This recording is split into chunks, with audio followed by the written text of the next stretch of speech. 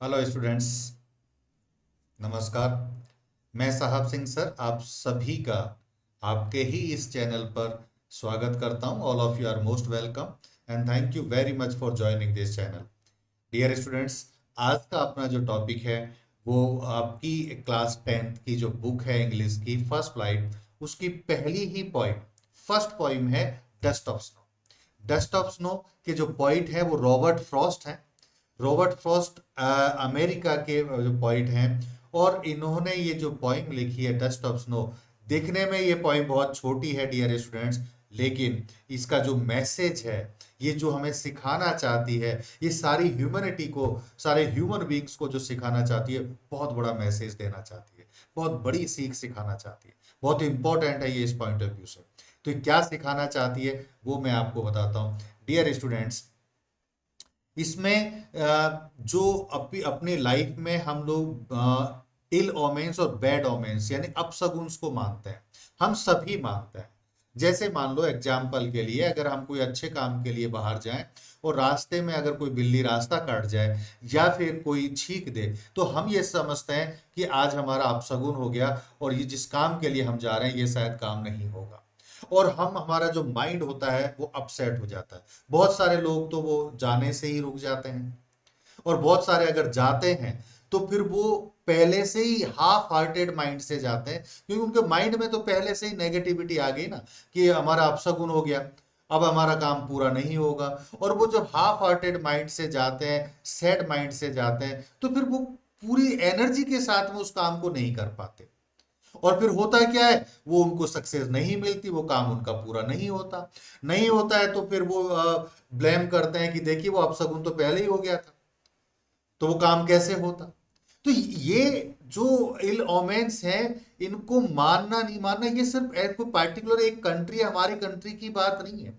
ये all over world, हर country में लोग मानते हैं इसको। और सब जगह हो सकता है अलग अलग रूपों में, अलग अलग तरीके से, अलग अलग तरह के इल ओमेंस और बैड ओमेंस होते हैं, वहां पर मानने के तरीके अलग अलग होते हैं। तो ये जो है एक बहुत बड़ा इश्यू है कि देखिए हम लोग काम करने के लिए उस पर्टिकुलर कोई बहुत इंपॉर्टेंट काम के लिए निकले, और को इंसिडेंटली ऐसा अगर हो जाता है तो फिर हम लोग वो काफी सैड माइंड हो जाते हैं। तो ये इसका जो तरीका है, रॉबर्ट फ्रॉस्ट ने हमें बताया है कि ऐसी सिचुएशन में हमें क्या करना चाहिए। वो एक स्टोरी बनाते हैं, वो अपनी ही एक स्टोरी, अपने ऊपर ही एक स्टोरी सुनाते हैं, और उसमें वो हमको एक तरीका बताते हैं कि कैसे हमको ऐसी सिचुएशन को टैकल करना चाहिए। वो बोलते हैं कि एक बार वो जा रहे थे, और उस दिन वो सुबह से उनका माइंड जो था वो सैड था, वो अपसेट थे, दुखी थे वो। और सर्द विंटर सीजन था, सर्दियों के दिन थे, स्नोफॉल हो रहा था उस दिन। तो चारों तरफ सारे पेड़ों पर या जितनी भी रोड पर हर जगह स्नोफॉल ही स्नोफॉल नजर आ रहा था, वाइट वाइट ही नजर आ रहा था। तो वो जब पैदल ही जा रहे थे तो उनको थोड़ी टायर्डनेस फील हुई। तो रास्ते में उनको एक पेड़ दिखाई दिया, उस पेड़ के नीचे वो खड़े हो जाते। तो जब वो पेड़ के नीचे खड़े होते हैं तो उसी वक्त वहां पर उस पेड़ पर एक क्रो आता है। और क्रो जब वहां पर बैठ जाता है, तो क्रो के जो बॉडी है, उसके फेदर हैं, उनके ऊपर भी जो वो स्नोफॉल जो था वो गिर रहा था, और डस्ट ऑफ स्नो गिर गई थी। तो क्रो ने अपनी बॉडी से, अपने पंखों से, फेदर से वो डस्ट ऑफ स्नो को हटाने के लिए और उसने क्या किया, अपनी बॉडी को हिलाया, ऐसे सूक किया।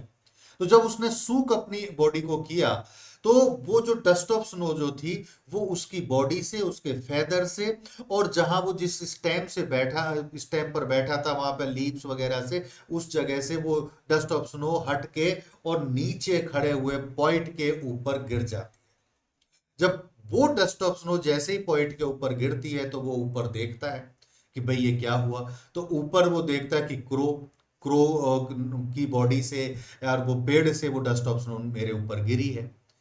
तो पहले तो उसके माइंड में ये बात आती है कि ये जो ट्री है, ये पॉइजनस ट्री है, हेमलॉक का। तो मेरा दिन वैसे ही खराब है, और देखिए मैं कोइंसिडेंटली भी एक इस ट्री के नीचे खड़ा हुआ हूं।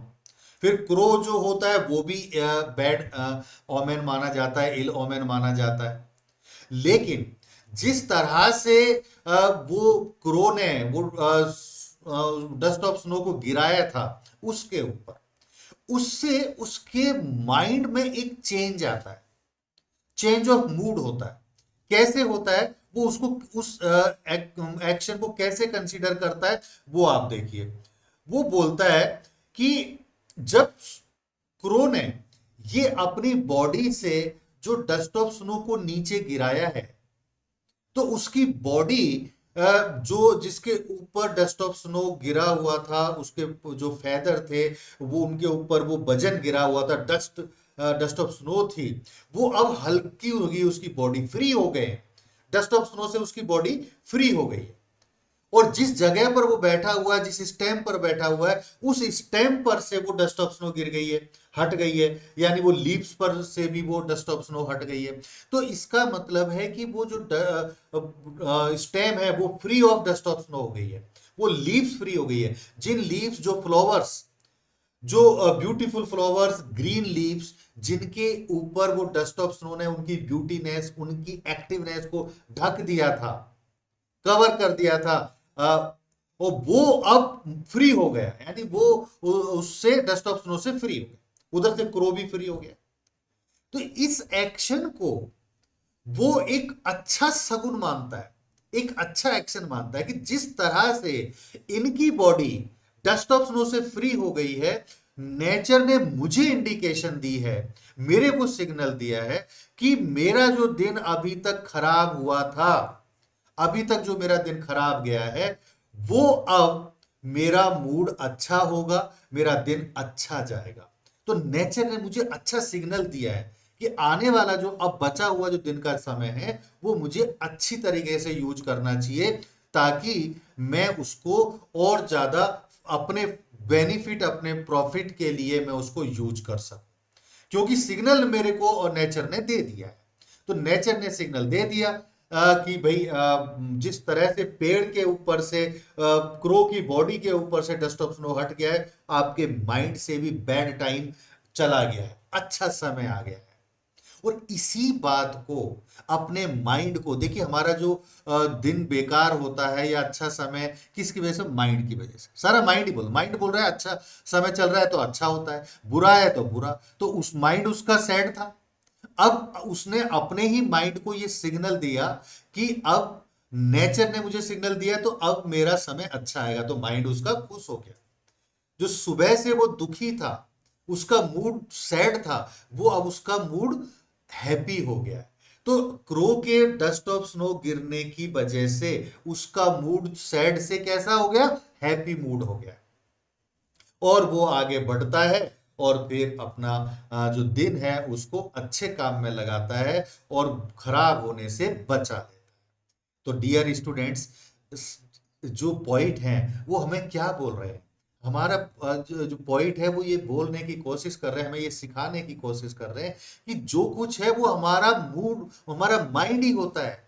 हमारे माइंड को हमें सिग्नल देना होता है, और हमारा माइंड छोटी छोटी सी चीजों से चेंज हो जाता है, अपना मूड चेंज कर लेता है। देखिए, जैसे बिल्ली रास्ता काटती है, तो बिल्ली ने रास्ता काटा है इसका मतलब ये थोड़ी है कि वो हमारा काम ही खराब कर देगी। नो, उसका कहने का ये है कि नेचर ने हमें सिग्नल दिया है कि जिस काम के लिए आप आगे बढ़ रहे हो, जा रहे हो, वो काम तो आपका जरूर होगा पूरा, लेकिन आपको अलर्ट रहने की जरूरत है, सावधान रहने की जरूरत है।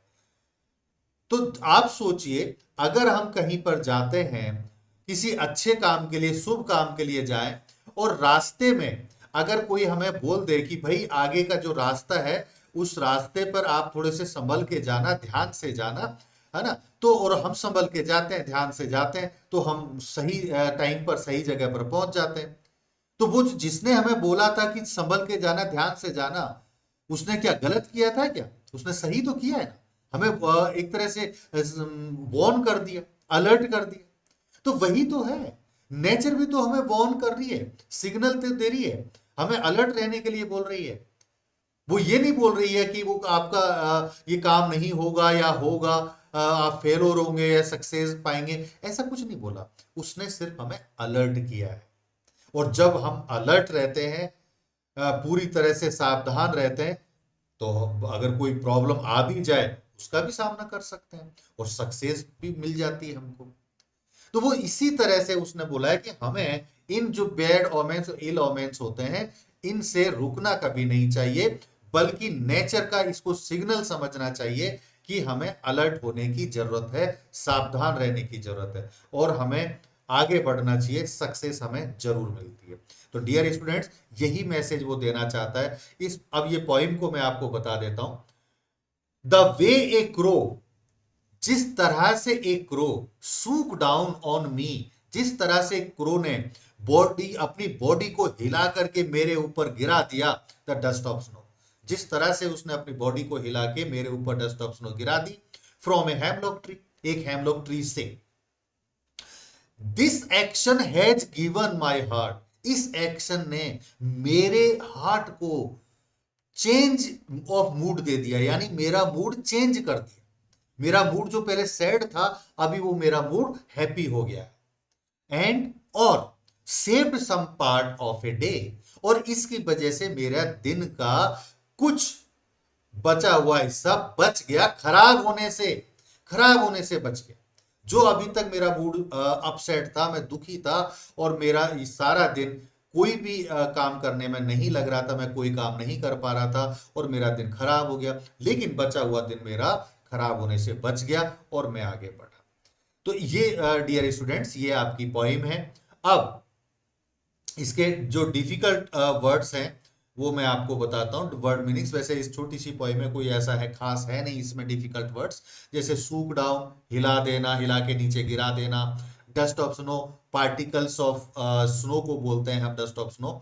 हेमलॉक आपको पता है पॉइजनस ट्री होता है, अगर आप नहीं जानते तो मैं आपको बताऊं, अपनी जो लोकल लैंग्वेज है उसमें धतूरे का पेड़ बोलते हैं इसको, धतूरे का। तो जो धतूरे का जो पेड़ होता है वो जिसके जो वाइट फ्लावर्स आते हैं, और इसके जो फ्लावर्स और इसका जो फ्रूट होता है गोल होता है छोटा, उस पर कांटे कांटे से होते हैं, है ना, और वो भगवान शंकर की पूजा करते वक्त उनको ऑफर किए जाते हैं। तो ये जो फ्रूट, ये पेड़ जो होता है हेमलॉक, इसको धतूरे का पेड़ बोलते हैं और ये पॉइजनस माना जाता है और कोई एनिमल इसको नहीं खाता और किसी काम ये नहीं आता, सिर्फ और सिर्फ भगवान शंकर की पूजा में ही इसको काम में लिया जाता है। तो डियर स्टूडेंट्स, ये धतूरे का पेड़ जिसको हम हेमलॉक ट्री बोलते हैं, यही हेमलॉक, एक सेकंड में इसको स्क्रीन को ठीक कर देता हूँ, यस हो गया। तो ये जो हेमलॉक ट्री है ये पॉइजनस प्लांट होता है। अब आते हैं आपके पोइटिक डिवाइस, इस पोइम के पोइटिक डिवाइस। पोइटिक डिवाइस से पहले इसकी राइमिंग स्कीम मैं आपको बताता हूं। इस पोइम के अंदर राइमिंग स्कीम है A B C D C D. अब ये ए बी सी डी क्या होता है और ये राइमिंग स्कीम हम कैसे बनाते हैं, तो वो मैं आपको बता देता हूं। इस पोइम को देखिए आप, पोइम की जो लाइनें होती हैं, जैसे इस पोइम की ये लाइन है, द वे ए क्रो, तो पोइम की लाइन का लास्ट वर्ड को रीड करना होता है, और कोई मतलब नहीं है, सिर्फ लास्ट वर्ड की साउंड चेक करता है। तो लास्ट वर्ड का क्या है, क्रो। अब क्रो की साउंड क्या है, क्रो, ओ, रो, लास्ट में क्या निकलता है साउंड, रो। तो क्रो, अब इस साउंड का नाम रख देते हैं हम ए लिख देते हैं। फिर अगली लाइन जो है उसका लास्ट वर्ड है मी।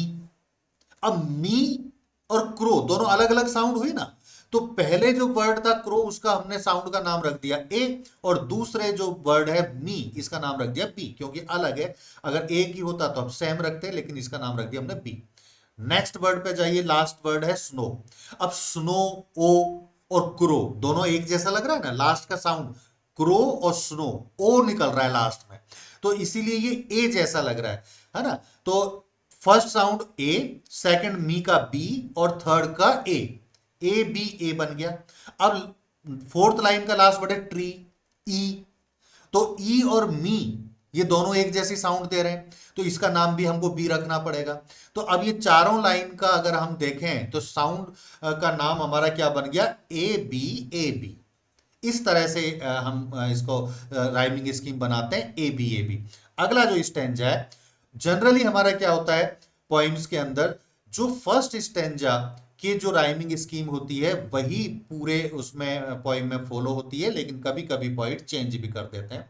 तो अगले जो स्टेंजा इसका है उसमें देखिए, हैज गिवन माई हार्ट, तो लास्ट वर्ड है हार्ट, हार्ट, ट ट निकल रहा है। तो इसका नाम हमने सी रख दिया, क्योंकि अभी तक ए बी से मिल ही नहीं रहा है, तो इसका नाम हमने रख दिया सी। फिर ए change of mood, mood, ऊड, day day निकल रहा है इसका, तो ये भी किसी से नहीं मिल रहा है, इसका नाम हमने डी रख दिया, साउंड का नाम रख दिया डी। अब नेक्स्ट पार्ट, लास्ट वर्ड है पार्ट, आर्ट, टे टे निकला, तो टे ये हार्ट और पार्ट दोनों मिल गए ना, तो ये सी, इसका नाम भी हमको सी रखना पड़ेगा क्योंकि मैच कर गया, तो सी डी सी। और लास्ट वर्ड है पोइम का वो है रूड, रूड, ड ड निकल गया, तो मूड और रूड दोनों मिल गए, तो मूड का जो हमने रखा था डी, तो रूड का भी हमको डी रखना पड़ेगा। तो ये स्टेंजा में सी डी सी डी। पहला जो स्टेंजा था, पहला स्टेंजा में हमारी राइमिंग स्कीम बनी थी ए बी, और दूसरे स्टेंजा में हमारी बनी है सी डी। इस तरह से हम राइमिंग स्कीम बनाते हैं। तो इस पोएम की राइमिंग स्कीम है ए बी सी डी। अब आते हैं पोएटिक डिवाइस। तो पोएटिक डिवाइस एलिट्रेशन, पहला इसमें एलिट्रेशन लगा हुआ है। एलिट्रेशन एक ऐसा पोएटिक डिवाइस होता है जिस जब कभी पोएम की किसी लाइन में दो या दो से ज्यादा वर्ड एक ही अल्फाबेट से शुरू हो, सेम अल्फाबेट से अगर उनकी शुरुआत होती है, तो हम बोलते हैं कि इसमें एलिट्रेशन लगा है। जैसे ये जो लाइन थी, हैज गिवन माई हार्ट, तो हैज का एच और हार्ट का एच दोनों एच एच से स्टार्ट है, तो यहां पर हम बोलेंगे कि एलिट्रेशन लगा हुआ है। ये अगर आपकी पोइम में अगर आप देखें तो ये जो पहली लाइन है, सेकंड स्टेंजा की पहली line, has given my heart, H H, तो एलिट्रेशन इसमें लग गया। अगला जो पोएटिक डिवाइस है आपका वो है inversion. Inversion my dear students, poetic device ऐसा जब कभी पोएम के अंदर, जैसे पहला स्टेंजा का जो हमारा राइमिंग स्कीम था ए बी, और दूसरे स्टेंजा में उन्होंने राइमिंग स्कीम चेंज कर दिया सी डी। तो जब कभी भी पोइट इस तरह से राइमिंग स्कीम को चेंज करता है तो फिर उसमें हम बोलते हैं इन्वर्जन यूज हुआ है। कौन सा पोएटिक डिवाइस यूज हुआ है? इन्वर्जन। जनरली जैसे मैंने आपको बताया था, पहले स्टेंजा का जो राइमिंग स्कीम होता है वही पूरे में चलता है, लेकिन जब वो चेंज कर देता है स्टेंजा टू स्टेंजा, तो उसमें हम बोलते हैं इन्वर्जन यूज हुआ है। अगला पोएटिक डिवाइस इसमें एसोनेंस। एसोनेंस वो पोएटिक डिवाइस होता है जब कभी किसी पोइम की किसी भी लाइन में दो या दो से ज्यादा वर्ड के बीच में कोई भी वोवेल, सेम वोवेल और उसकी सेम साउंड यूज हो, तो हम बोलते हैं एसोनेंस यूज हुआ है। तो यहां पर जो हमारा सेकंड लाइन थी फर्स्ट स्ट्रेंजा की, शूक डाउन ऑन मी, तो शूक में ओ यूज हुआ है, डाउन में ओ यूज हुआ है, और ऑन में भी ओ यूज हुआ है। तीनों वर्ड्स में, दो में ही काफी होता है, लेकिन यहां पे तीन वर्ड्स में ओ यूज हुआ है, तो हम बोलेंगे एसोनेंस यूज हुआ है। मैं एक्स्ट्रा आपको बता देता हूं कि अगर यहां पे तो वोवेल यूज हुआ है, वोवेल कौन कौन से होते हैं? ए ई आई ओ यू, कोई सा भी यूज हो, और कॉन्सोनेंट अगर यूज हो जाए इस तरह से बीच में, तो हम बोलते हैं कॉन्सोनेंस पोएटिक डिवाइस यूज हुआ है। अगला है एंजेममेंट। एंजेममेंट ऐसा पोएटिक डिवाइस हुआ है अगर कोई भी पोइम के अंदर लाइन में, लाइन के लास्ट में अगर कोई पंक्चुएशन मार्क यूज ना हो, तो हम बोलते हैं एंजेममेंट इस पोइम में लग रहा है पोएटिक डिवाइस। तो यहां पे आप देखिए, किसी भी लाइन में लास्ट में कोई पंक्चुएशन मार्क नहीं है, ना तो फुल स्टॉप है, लास्ट में फुल स्टॉप है बस, बाकी किसी में ना तो फुल स्टॉप है, ना कॉमा है, ना ही और किसी तरह का पंक्चुएशन मार्क है, तो इसका मतलब है इसमें एंजेममेंट यूज हुआ है। तो डियर स्टूडेंट्स, ये पोएटिक डिवाइसेस हैं। इसमें सबसे और इंपॉर्टेंट पोएटिक डिवाइस इसके अंदर जो है वो है सिंबोलिज्म, जो मैंने इसमें लिखा नहीं, लेकिन मैं आपको ऑरली बोल देता हूं, इसमें सिंबोलिज्म भी यूज हुआ है। सिंबोलिज्म का मतलब है कि सिंबल्स का यूज करना। जब पोइट किसी पोइम में सिंबल्स का यूज करता है, रियल में कुछ कहना वो कुछ और चाहता है, लेकिन वो कोई वर्ड कुछ और यूज करता है, तो यहां पे जैसे उसने जो सिंबल्स यूज करे हैं, हेमलॉक ट्री जो उसने सिंबल यूज किया है वो एक्चुअली में पोइट का सैड माइंड था। सैड माइंड को उसने किस तरह से यूज किया है? हेमलॉक ट्री से। क्योंकि हेमलॉक ट्री भी पॉइजनस होता है, और हमारा जो माइंड होता है, जब हमारा माइंड दुखी होता है, सैड होता है, तो ये हमारे माइंड में एक केमिकल रिलीज होता है जो हार्मफुल केमिकल होता है, तो वो पॉइजन की तरह ही होता है। तो इसलिए उसने इसको यूज किया है। तो हेमलॉक ट्री भी पॉइजनस होता है, और सैड माइंड भी एक तरह से पॉइजनस ही होता है, हार्मफुल होता है। क्योंकि जब हमारे माइंड दुखी होता है ना, तो हमारे माइंड में बेकार थॉट्स ही आते हैं, हम दुखी होते हैं, कुछ क्रिएटिविटी नहीं आती, कुछ अच्छा करने का मन नहीं करता, कुछ भी काम करने का मन नहीं करता, है ना। तो वो फिर सैड माइंड और हेमलॉक ट्री एक जैसे हुए। तो यहां पे सैड माइंड को उसने सिंबल यूज किया है हेमलॉक ट्री। दूसरा जो क्रो उसने सिंबल यूज किया है, वो किया है सैड थॉट के लिए। जिस तरह से पॉइजनस ट्री पर क्रो आके बैठा, ऐसे ही जो उसका सैड माइंड था, उस सैड माइंड में सैड थॉट आके, यानी सैड माइंड में हमेशा जो विचार आते हैं वो सैड ही आते हैं, गलत विचार ही आते हैं, गलत बातें ही दिमाग में आती है। तो इस तरह से क्रो है वो सैड थॉट का सिंबल है। Dust of snow, dust of snow किसका है? इनर्सिया का। जैसे जो ट्री होता है, ट्री में फ्लावर्स भी होते हैं, लीव्स भी होती है, दोनों ही ब्यूटीफुल होते हैं, लेकिन जब स्नो उनके ऊपर गिरता है तो उसकी ब्यूटी को ढक देता है। यानी जो फ्लावर्स का अलग अलग ब्यूटीफुल कलर्स होते हैं, लीव्स का ब्यूटीफुल ग्रीन कलर होता है, उसके ऊपर जब स्नो गिर जाती है तो सब कुछ ढक जाता है। ऐसे ही जो हमारा माइंड जो अच्छे काम करता है, एक्टिव जब रहता है, हैप्पी मूड में रहता है, तो सब कुछ अच्छा सोचता है, अच्छा काम करता है। लेकिन जब सैड हो जाता है, हमारा माइंड सैड हो, सैड थॉट इसमें आ जाता है, तो कोई क्रिएटिविटी नहीं होती हमारे माइंड में, कोई अच्छे विचार नहीं आते, कोई अच्छा काम करने का मन नहीं करता।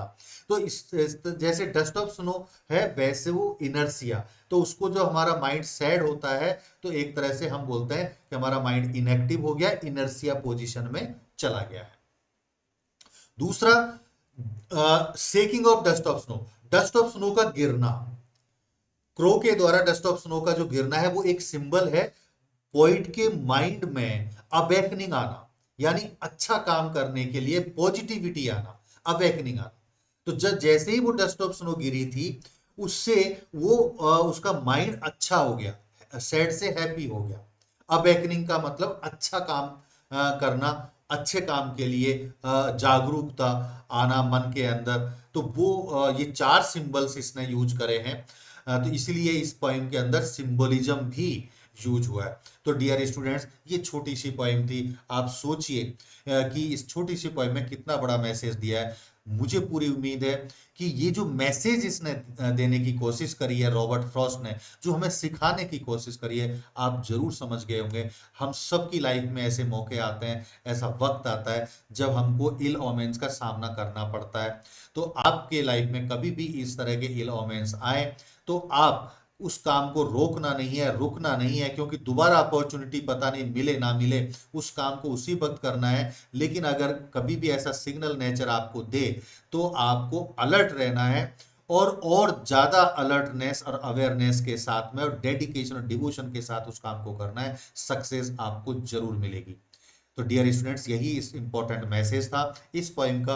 पोएटिक डिवाइस मैंने आपको सारे बताई दिए हैं, राइमिंग स्कीम मैंने आपको बताई दी है, स्टोरी मैंने आपको इसकी सारी एक्सप्लेनेशन बताई दी है। अब जो मेन इंपॉर्टेंट बात रह जाती है वो है इस पोइम से किस तरह के क्वेश्चंस अभी तक बोर्ड एग्जाम्स में आए हैं, और आने वाले बोर्ड एग्जाम में किस तरह के क्वेश्चंस आने की पॉसिबिलिटी या प्रोबेबिलिटी है। तो ये दोनों चीज मैं अगली जो वीडियो है उसमें आपको एक्सप्लेन करूंगा। सारे इंपॉर्टेंट क्वेश्चंस जो अभी तक आए हैं और रिपीट होते रहते हैं बार बार, और जो क्वेश्चंस आने के पूरे पूरे चांसेस हैं वो। और दूसरा सबसे इंपॉर्टेंट बात कि क्वेश्चन के जो आंसर्स होते हैं वो लिखने का सही तरीका क्या होता है, किस तरह से सही आंसर को सही तरीके से लिखा जाए, ताकि बोर्ड एग्जाम में जो इवेलुएटर्स होते हैं वो आपको फुल मार्क्स दे, कोई उसको मौका ना रहे। क्योंकि डियर स्टूडेंट्स, जब आंसर चेक किया जाता है इवेलुएटर के द्वारा, तो वो कई पैरामीटर्स चेक करते हैं आंसर को चेक करते वक्त। तो वो पैरामीटर्स जब वो चेक करता है तो कई बार स्टूडेंट्स पूरा कंटेंट तो लिख देते हैं, आंसर तो वो लिख देते हैं, लेकिन लिखने का जो तरीका होता है वो पूरी तरह से सही नहीं होता, और कोई ना कोई पैरामीटर ऐसा होता है जिसमें वो आंसर सही नहीं उतर पाता, और इवेलुएटर फिर उस चीज के मार्क्स काट लेता है। तो जब इवेलुएटर मार्क्स काटता है तो स्टूडेंट्स पहले से उम्मीद लगा के बैठता है कि 5 मार्क्स का कुछ आंसर है तो 5 मेरे जरूर आएंगे, और मिलते हैं वहां पे 4 हैं, 4 ही मार्क्स मिलते हैं। और इस तरह से तो वो फिर दुखी हो जाता है, क्योंकि उसने इतनी मेहनत से वो आंसर सीखे थे, पढ़ा था, मेहनत करी थी, और छोटी सी सिली मिस्टेक्स, यानी सिली मिस्टेक्स भी मत बोलो, अनअवेयरनेस, उसको पता नहीं था और उस वजह से मार्क्स कट गए। तो ये आपके साथ नहीं होना चाहिए। मैं चाहता हूं कि आप जितनी मेहनत करेंगे उतनी मेहनत के पूरे पूरे मार्क्स, फुल मार्क्स आपको मिले। इसके लिए आपको अगली वीडियो देखना बहुत बहुत जरूरी है, और अगली वीडियो देखने के लिए आपको इस चैनल को सब्सक्राइब करना होगा। जिन्होंने सब्सक्राइब कर दिया है उनको बहुत बहुत थैंक यू वेरी मच। लोग वो ऑब्वियसली उनको अभी तक काफ़ी बेनिफिट होता रहा है, लेकिन जिन्होंने अभी तक इसको सब्सक्राइब नहीं किया है, आप सभी से मेरा रिक्वेस्ट है कि आप इसको सब्सक्राइब जरूर करें और बेल आइकन को प्रेस करें ताकि आपको नोटिफिकेशन मिलता रहे। सेकंड, इसकी एक्सप्लेनेशन मुझे पता है कि आपको जरूर समझ में आई होगी, आपको अच्छी लगी होगी, तो इसको लाइक भी जरूर करें। इस प्रॉमिस के साथ में कि अगला वीडियो बहुत जल्दी मैं अपलोड करूंगा। आज के लिए इजाजत दीजिए। Thank you very much, thanks a lot, thanks a lot.